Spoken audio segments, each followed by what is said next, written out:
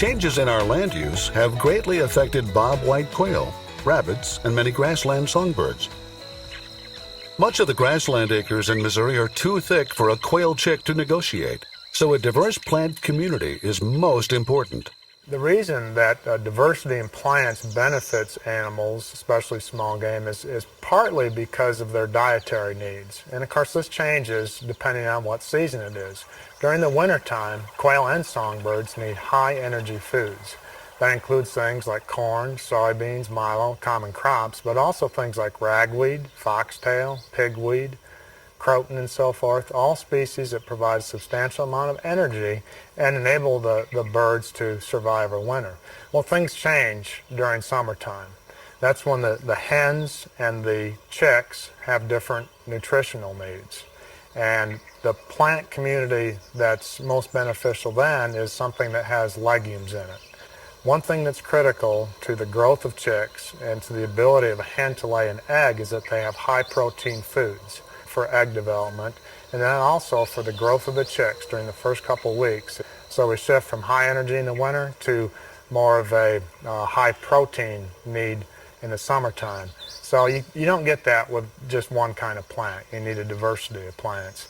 And to meet that protein need, they need a lot of bugs, and bugs typically are more common in diverse plant communities. If you just have a monoculture, you typically don't have as many bugs or as diverse a population of bugs.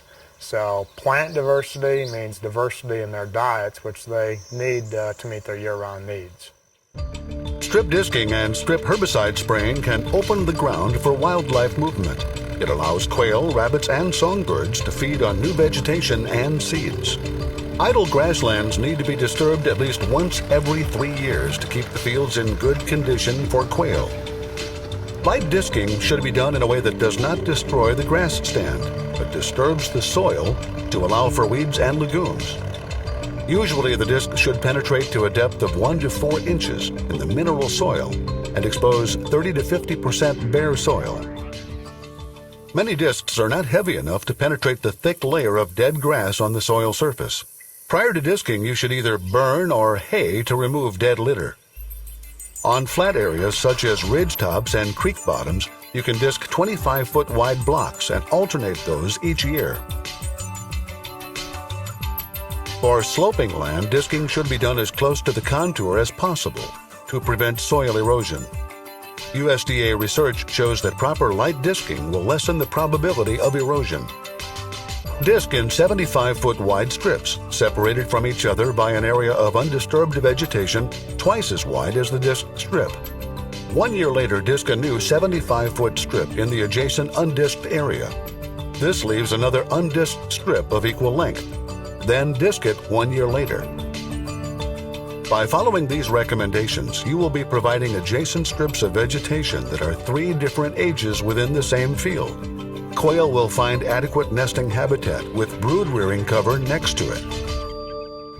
Strip herbicide spraying should be done at least once every 3 years and be applied to 1/3 of the field at a time. It may take 1 growing season for the dead grass to decay and expose bare ground for growth of legumes and annual weeds. There are 2 methods for strip spraying. The first method is nozzle plugging. This produces narrow alternating strips of grass and annual weeds. Do not use this method when hiring a contractor, since you'll be charged for each acre of field covered, not just the amount of grass actually sprayed.